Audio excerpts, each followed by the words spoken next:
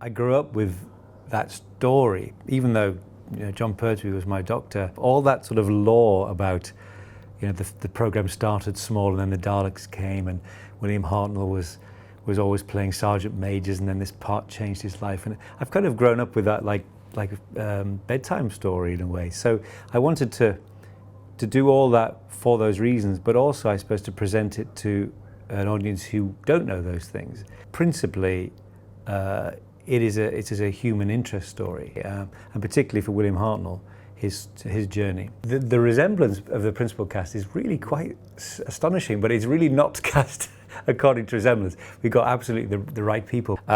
Sidney Newman, the godfather of Doctor Who, is played by the great Brian Cox, which is a thrilling piece of casting and a startling resemblance actually. And Brian knew him because he worked at the TV Centre from the mid-60s. Jessica Raine is playing Verity Lambert, the first producer, who's wonderful, and of course the great David Bradley as William Hartnell, who I've had in mind for quite a long time. David is absolutely magnificent.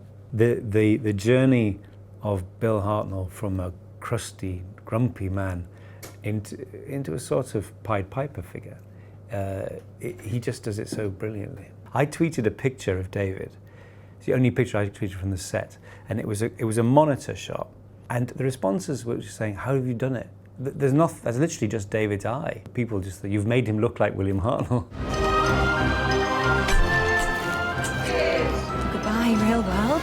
I tell you what I did do actually was sort of go back to try and make sure that the stuff I'd grown up with was actually not just hearsay, because that's quite dangerous. That I did interviews with a lot of people who were there at the time, Waris Hussein and Annika Wills and William Russell and Caroline Ford, and even though they've been interviewed an awful lot, I sort of wanted to do it just from a slightly fresh perspective with the idea that this drama was going to happen and what that might make them feel like and stuff like that. There will inevitably be howls of complaint that certain things have not been done or certain people don't appear.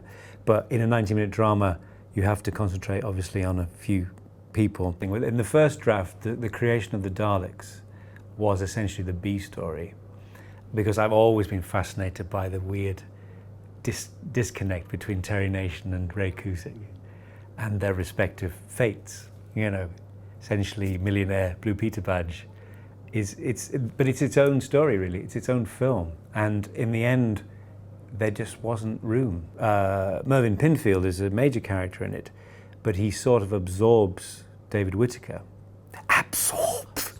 It might be quite nice in Doctor Who way, but I had to absolutely shrug off my anorak because it's difficult when you know the story so well and care about them so much.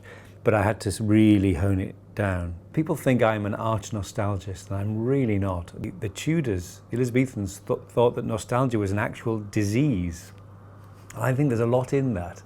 I've got it bad. In fact, I've probably got a terminal case of it.